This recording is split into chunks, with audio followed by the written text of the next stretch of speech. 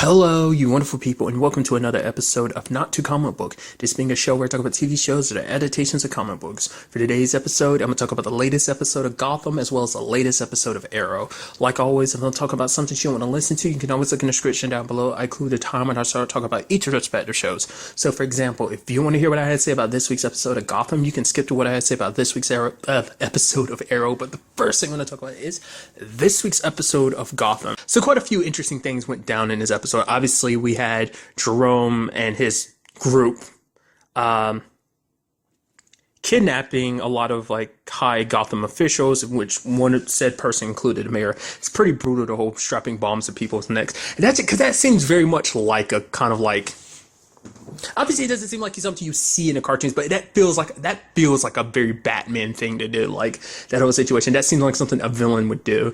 I mean, to be fair, that's kind of any supervillain strapping bombs to hostages, but whatever. It's pretty brutal, actually. I kind of had a feeling we were going to see it. I thought we were going to see it maybe once. Didn't actually expect us to see it twice. I was actually halfway expecting it to be the lady at the very end who Jerome was like, and you, whoever you, I actually don't know who you really are. I was expecting her to be one of the victims. Turns out that's not the case. I was actually kind of surprised about who Jerome wanted. I figured Jeremiah would be easily one of his targets. If I was like, oh, it must be Jim. It's like, nope, the other person he wants is Bruce. And it's something I didn't even think about. Even though they pointed out, it's like, oh yeah, today's Bruce's birthday. It's like, it didn't correlate to my head. It's like, right. Like, I saw the whole beginning and everything, and it's like, oh, his birthday and everything, but I didn't think about it. It's like, actually, probably one of the worst birthdays, interestingly enough, having to go through all of that. It was kind of nice. Obviously, Alfred gave him a car, which I guess that car is what will eventually kind of build into the Batmobile in some shape or form. Because I'm curious, because kind of going off a little book here is Telltale. Because in Telltale, the car that Bruce drives is actually the Batmobile. It kind of just switches between the two, which I don't know if that's popped up in any other Batman canon, like the comic books. I don't think it's definitely not in the movies. At least not that I can recollect. But I wonder, is that what that's supposed to be like? Is that supposed to be like the beginnings? Like eventually it becomes modeled into the Batmobile, like once he becomes established as Batman or something. It's just introduced in this episode, but the fact of the matter is that's something we'll probably see more when he goes more vigilante that we'll probably see him kind of getting to places in time to do that, when he's full on fighting crime and stuff like that. I don't know, it's pretty sick. It's a nice birthday present. I also appreciate there was that little line he had with Alfred where Alfred was kind of like, oh yeah, when you were 7 years old you would hide, oh, you wanted to build a secret place for, what was it? It was something he was getting, it was a toy car or something like that. He wanted to build a special place that no one could know about it except for him. And I was thinking to myself, is that supposed to be kind of setting up the Batcave in a sense? But then I'm like, no, the Batcave kind of already exists, because him and Alfred found it technically back in season 2, but they haven't done anything with it subsequently since. Maybe it's because it hasn't really been expanded upon, much later on in the timeline they will, but I don't know, maybe that's kind of supposed to be kind of a slight nod to the Batcave, because it seemed them saying oh, something of yours you can hide away in a secret that only you know. It's like, well, the biggest thing like that for him is the Batcave, so not unless that's them potentially setting that up kind of eventually. I don't know, like I said, it's just, it's just probably a throwaway line of just, it just seemed like it was set up for me, but nevertheless.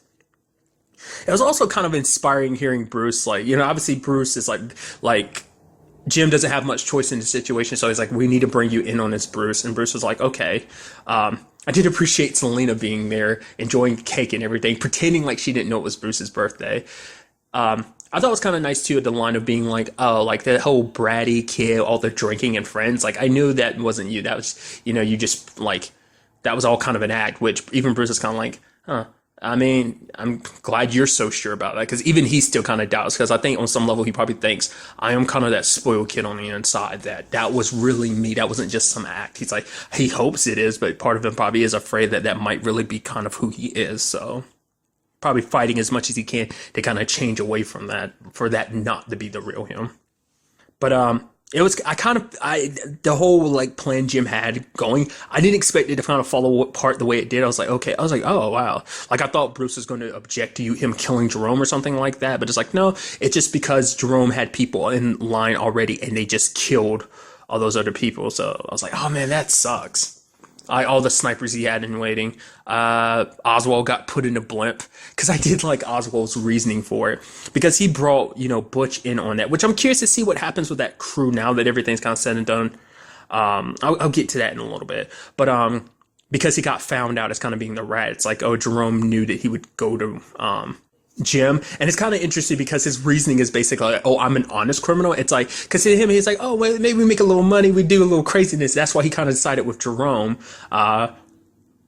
Was meeting him in Arkham the first time they've ever had real interactions? I don't remember any time Jerome was kind of causing havoc in the previous seasons if him and Penguin ever crossed paths. I don't think they did. Arkham might have been the first time they met each other.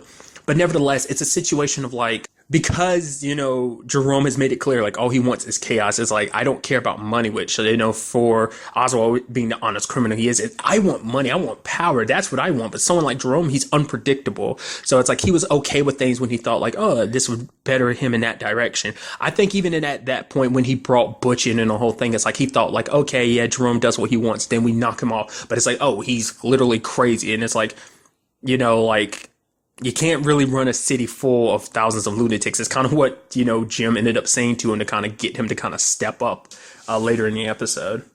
I am curious how they finally did get Penguin out of that. I mean, well, never mind. I forgot. Like, Jim was setting up later on. It's like, oh yeah, like, we'll get, the stand-in pilot to kind of tell you how to handle things. And they just probably left him squirming up there for a little bit. Because not only is he piloting a blimp, he has no idea how to really pilot. It's also because he's stuck up there with a shit ton of, like, laughing gas. So there's that. But hey, at the very least, you could be like, hey, I'm sure the word's not going to get out, but Penguin played a crucial role in saving the city. He saved the day, in a way. Yes, it's kind of for selfish reasons, and also he wasn't really doing it because he wanted to. He really didn't have much of a choice in the matter, so he was kind of on the blimp because they were going to leave him up there, so. But isn't that the best type of hero? Your villain who's the reluctant hero, who's the hero by accident. But the whole Jerome situation didn't play out necessarily how I thought it would either. So, I mean, I guess it kind of makes sense that it would play out the way it is. So, he kind of basically says what's kind of already there, what's kind of already been established for Jerome anyway. And it's like, oh, like, this won't be the end of me, that there will be more, I will basically inspire the city, essentially. People will kind of follow my example, that I'm more of a symbol. Like, that even if I die now, I will live on forever because I am something that people will kind of latch onto. And I was like, okay, because that's always been the like back and forth for like, whoa, is he actually Joker? And other, and it's something I've kind of talked about even in like amongst the seasons. Like, oh, he can't really be Joker because like I was like, well, because we know his past. I was like, not unless Gotham's making it so we do know his past. But like that whole conversation. But it seems like nope, Jerome died. And I think even for Jeremiah, he didn't get the satisfaction he thought he probably would, because seeing Jerome dead, I think it just, I don't know. I mean, I think on some level it's got to be a little weird because it's like, well, it's like looking at yourself dying too, and like he did before. Because let's not forget, Jerome actually died before. Died with a smile on his face. I was actually kind of like, there was some part of me, like he ended up, like obviously Jerome gave him the opportunity, but I actually thought Jeremiah was going to take an opportunity before now to try and go after, like I thought when he was approaching, like I thought he had his hand in his pocket or something because he was going to pull out a gun or something. That's what I immediately thought, but it turned out not to be the case at all. Obviously it plays into the episode and the whole aspect of like Jerome being like, you are like me. We share the same blood. The fact of the matter is you and no one else is willing to acknowledge it, but because we share the same blood, you are just as crazy as me. And so basically, sadly, we see Jerome at the very end of the episode getting sprayed with some gas. And I'm like, oh, just after Bruce had offered him a job, it's like, oh yeah, like you can come work for Wayne Enterprises. Your technology, like your ideas will fund it and everything. And now Jeremiah is no longer Jeremiah. It seems like we're seeing him turn Joker. It seems like this is like a very potent one because it's kind of like a middle finger to Jerome because it's like, oh, this way I get to live on through you, brother.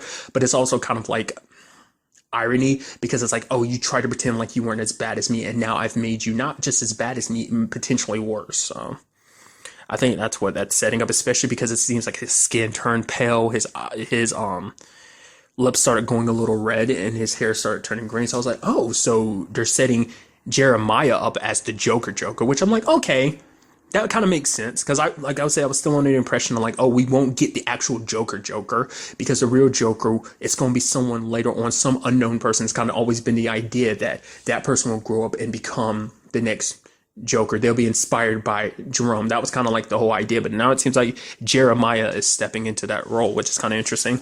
Got to give major props to the actor who plays Jeremiah and Jerome, because it's like, oh, well, I guess you're no longer be a part of the series. Nah, because my twin brother's here, so it's the fun.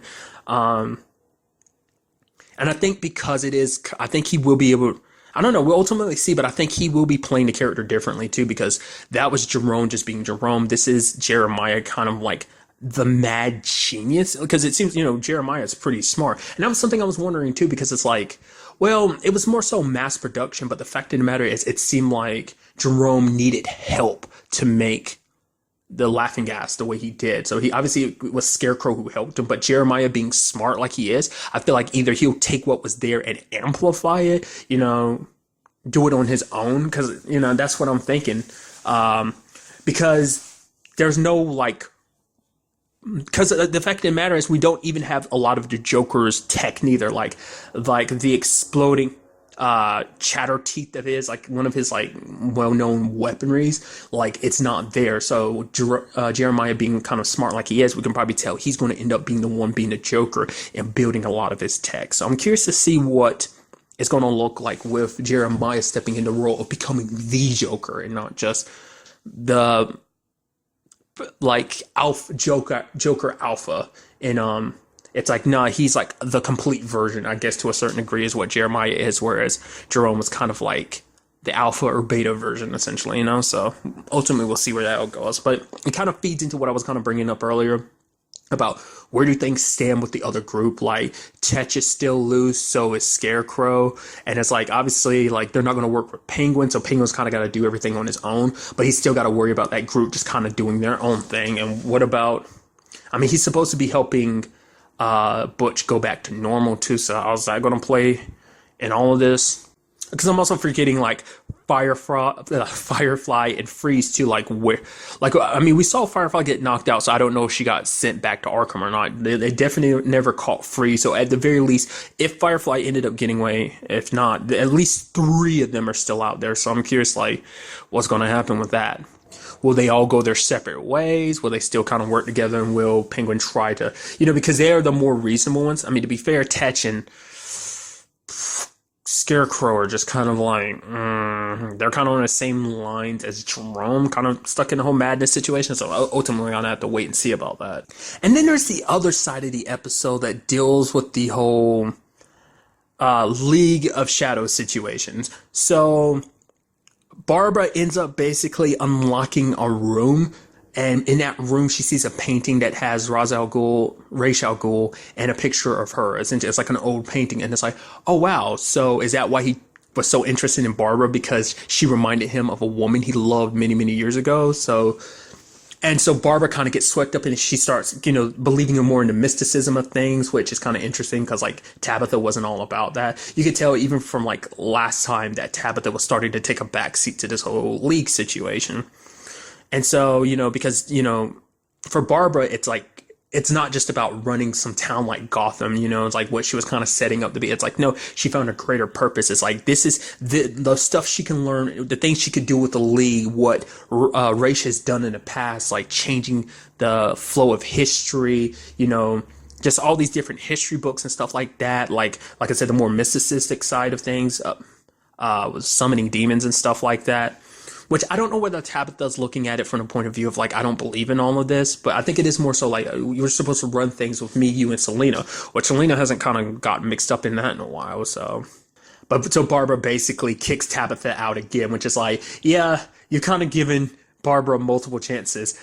You gave her a chance, and then, like, you ultimately had to kill her because she killed Butch, because they already had their falling outs, like, last season anyway, and now, on top of all of that, she came back to life. You had your reservation, and it's like, oh, things were good, and now she's kicked you to the curb again. So I don't know whether Tabitha's willing to give her another chance after this or not. I kind of feel not, because, like I said, Barbara's just feeling like this is her destiny. She feels like she finally has a greater purpose, and I'm curious to see where that goes, because, like, part of me is like, okay, like, what is Ra's al Ghul, like, setting up? Like, is she really supposed to be his successor, or is this some ploy? Like, is it because, like, I'm curious to see, like, I feel like with everything he's done, I feel like there's no way that you just stopped it with this, I feel like there has to be more to this, like, especially because we see that other group that ends up getting Tabitha, and she's like, I thought Raish was dead. It's like, oh, like death is just an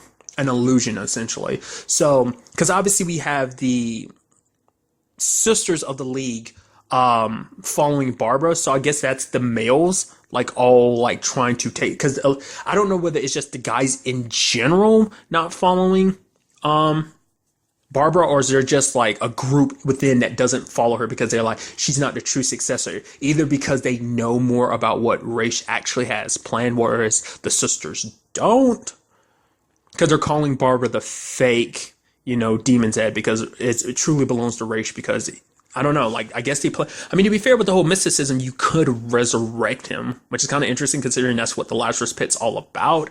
But, because I do know, like, because wasn't his story, like, at least what I'm remembering from him in the Batman animated series from, like, the 90s, like, he was just a normal dude at first leading a group, and then he was in the Lazarus Pit, and then he kind of went all, like, buff, super strong, unbeatable psychopath type of, like, thing that was going on. Plus, like I also brought up before too, there's still the whole route of like his daughters that haven't played a role yet. They haven't, like Nissa and Talia, so that's kind of something to kind of be considered as well. So I don't know, not unless that's like when he comes back, him and Barbara start a family and they rule the league together. Maybe that's what that's setting up. Because let's face it, Barbara hasn't had the most stable relationships in a very, very long time over the course of this show. So maybe that's what they could be setting up potentially.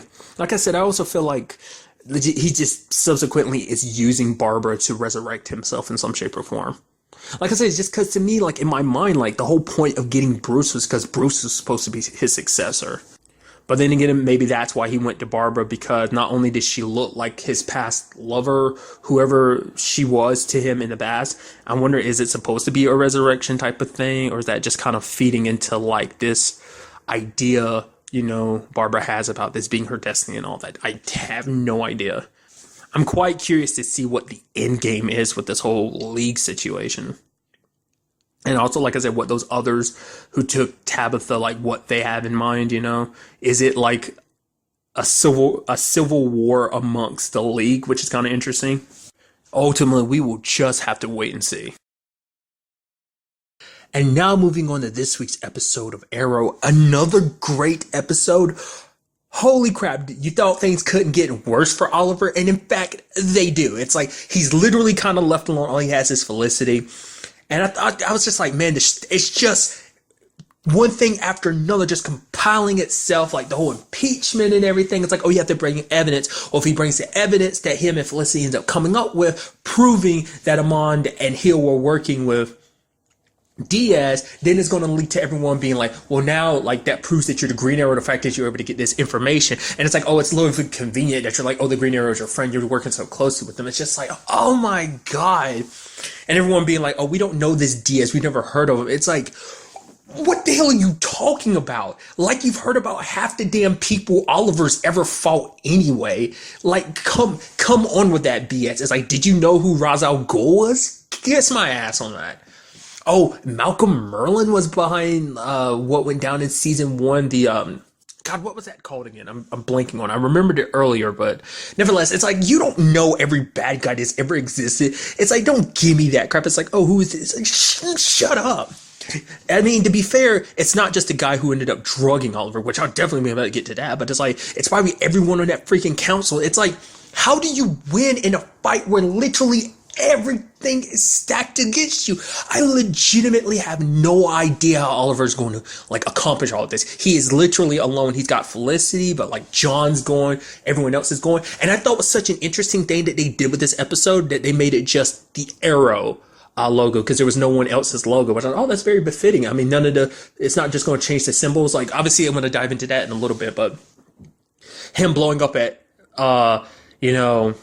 William like that, and then Felicity, I was like, oh man, that sucks. It's just, oh, there's so much stress and everything because he's telling Felicity her, like, it's just things upon problem, and then you have Felicity, saying like, oh, we need time apart. It's like, oh, that man, I saw your son saw the real man, the man his dad really is, and that's not the man I married. So it's like, we need time apart. And I'm like, I was like, oh, really? I mean, I know he yelled and kind of got angry and stuff, but is that really enough? And it goes, no. because it's all in Oliver's head because he's on vertigo. I was like, oh my God, that sucks. You literally have his brain kind of using every opportunity to blame himself. It's like, oh yeah. I did like the kind of like aesthetic design of like you look at the side of Adrian's head and you see the marks on his forehead kind of showing you like the exit wound of the bullet. I thought that's kind of pretty neat. I mean, it's not completely open, but you can tell that that's what that scarring's from. That was kind of a little nice detail. Because I kept going like, why is his head like this? Oh, right. Yeah, the whole thing with Laurel, it's like, oh yeah, Laurel, before, Oliver left on the gambit with his dad and Sarah, and he's just like, oh, look at her. Does she even know maybe you should warn her about what the future holds for her. And then you have him looking at Laurel in the hospital and the whole thing about like, oh man, like, why did you choose me to be, her to be the Black Canary? It's like, you're going to do it either way. I just wanted you, if you'd be safer, I thought you'd be safer with me. And it's just, God, it's like, because basically this moment was basically drowning Oliver in his own guilt. Oliver constantly drowns on his own guilt anyway. I think this just amplified it. It just kind of like stuck the knife in just a little bit deeper, just destroying everything because he just felt so alone. Notice how it did not show John at all. Like obviously some of the stuff John said was brought up, but not one part did it actually show John in all of his delusions, because I think that's such a sore spot that it's just kind of like his consciousness already was beating him up with that, transformed it like that, manifesting itself as other people, but also just because that John stuff was so visceral and so hard hitting that I think the vertigo couldn't literally beat him down with it anymore.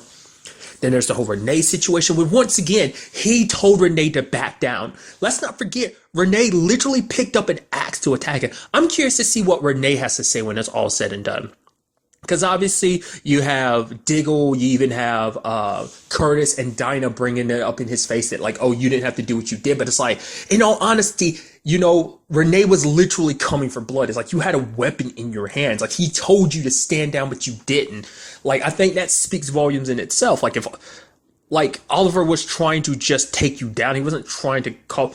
I mean, to be fair, like it was that was legitimately a fight. Like you were he taking you down like any other bad guy. But I mean, obviously that's the give and take with it because it's like he's an ally no matter, even if you're split. It's just a complicated situation. Then Curtis and Dinah blaming him. It's too much, man. And it's sad. And he's also being confronted with his past because it's like, you're not doing enough, because it's like, you were like kind of something I talked about recently in the video, like this whole thing Oliver's done, the Green Arrow, the team and everything, that was never the plan. His plan was always to come and be the Hood. That was always it. Cause I was curious how he ended up back in the Hood. Like obviously, cause at the beginning it has like media res, is that it? Yeah. When it basically shows you the end and you kind of circle back to it essentially at the beginning, but nevertheless, why he'd be back in that suit? Well, because it's representing like who he was at the beginning. He's like, I have to be who I was back then. It's like I got so distracted with love, with a Felicity, with a team, with a Diggle, that being mayor, a father, and all this, that I've kind of lost sight of the mission. And in the Vertigo haze, he was just trying to do that. Which I'm curious at all. Like, I guess Diaz didn't feel the need to. I mean, because he can't really prove that Oliver was there, even the arrows were there, because that would probably bring up questions like, oh, why are the recordings stopped like around this time? Like, why did the camera stop? So, I don't know, man. It's so interesting because like legitimately the only ally he had left even through all of this was Quentin, because it just, like I said, it feels like even when it's all said and done, like, because I like this episode because it did what I ultimately was like, that's ultimately going to be Oliver's fear. It's like, that's one of his top fears, is the fact is that if anyone left him, that Felicity will be the thing that would break him. Like, John already hurt him a lot, but losing Felicity would break him. Because it's like, because I threw that out there as like as a possibility. At the very least, even if it doesn't happen, he's always going to be thinking that in the back of his mind, like, what if Felicity leaves me? And that's one of the things he's scared of most. Like, because he's already lost, like I said, his brother and his best friend John, and now it's like, who's to say the woman in his life won't do the same? But like Felicity's like, no matter what, I'm gonna be here. Yeah, they've had their complications in the past, but Felicity has been the one that's always stuck by Oliver, even when they've had their complications in the past. Like, she's always been there for him. She's like, I'm sticking around. I'm like glue. You're not going to get rid of me. And that's so sweet. It's like, yeah. And Felicity was able to actually pull him back from the vertigo and stuff like that. But it is very interesting on many different regards. One, obviously, we have Oliver being in Peach, which sucks so much. I'm curious to see what happens to Amand and Hill from this point on. I mean, they got fired and everything, and yes, they got, Oliver impeached, but does that mean they get their jobs back? Because it's like, oh yeah, like what's going to happen with that whole situation? It's just, they need to suffer some, like, I get it. I get it. It's like, hey, you got your respective situations and you're being forced to, because it's like, oh, there's this and that. It's being helped out with it. Like we learned last episode, the respective reasons for working with, but like legitimately, like let's not forget one of the earlier moments we saw Amon talking to Hill. He kind of had a smirk on his face. So don't pretend like this is just about this and that. It's like, I think on some level you enjoy this, like, because it's like, you don't have to be the bad guys that you are. If you want to be victims or whatever, it's like, that's okay. Like, I understand he came to you when you were vulnerable, when you needed help.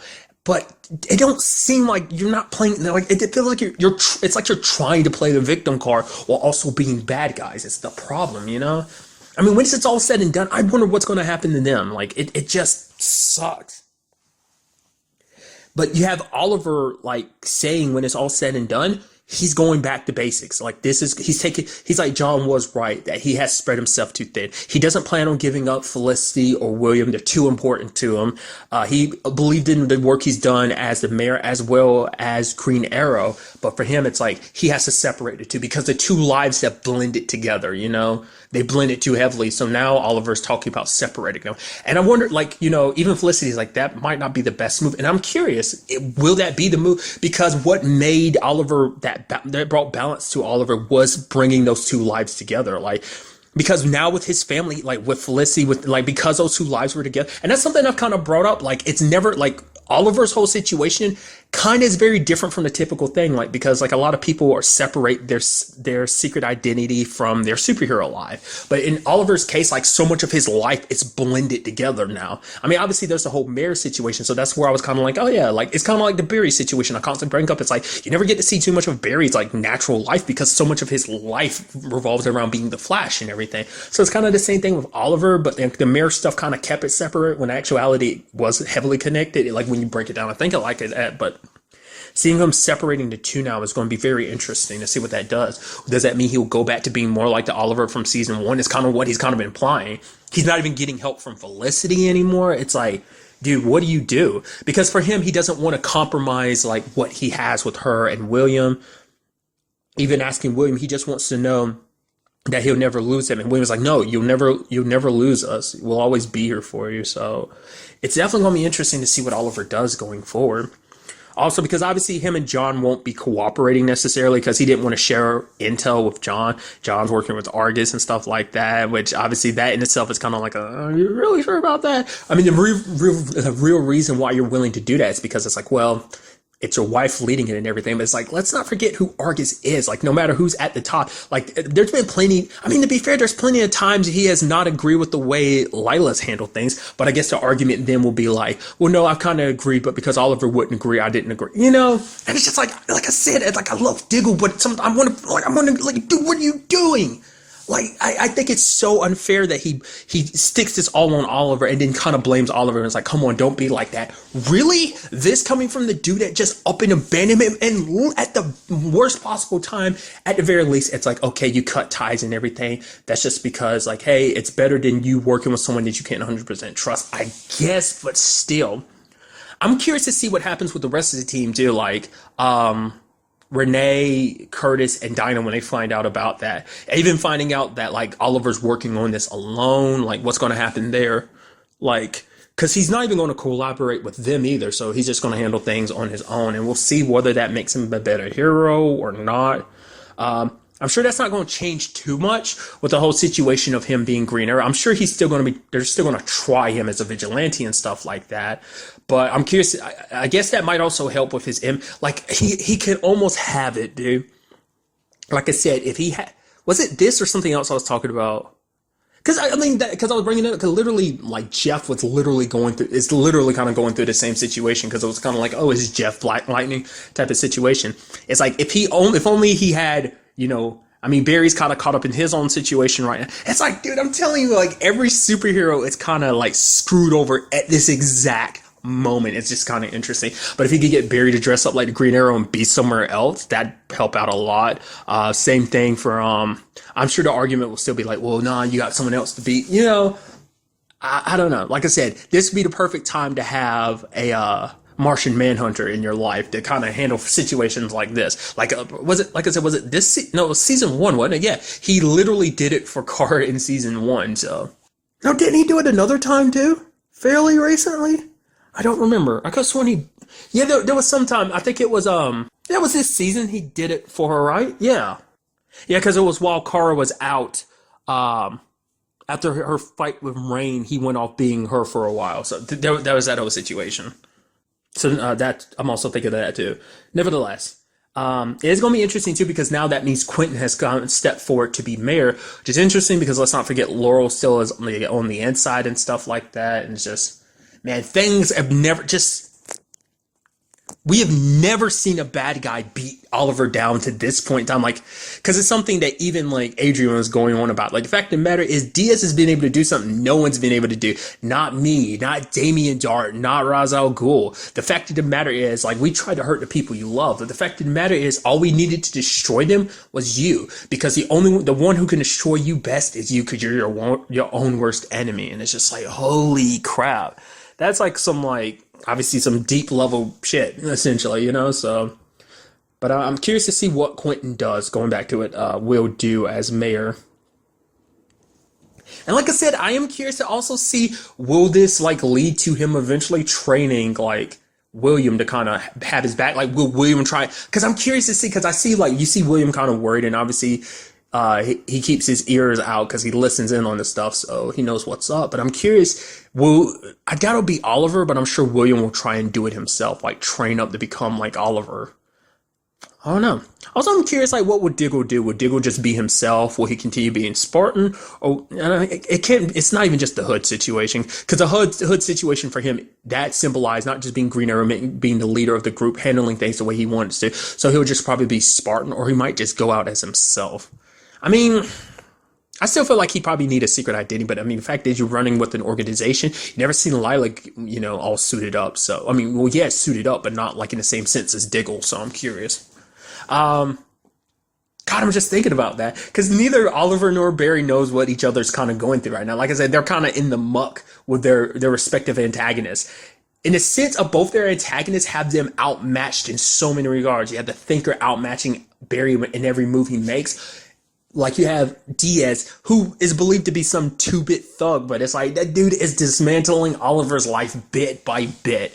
And I'm curious to see, will he be able to continue to do that when Oliver does this separation of his two lives, And also have the whole Laurel situation. I'm curious to see what they do with her too. Like, will she continue to go down the path of being evil? Could she actually be double playing,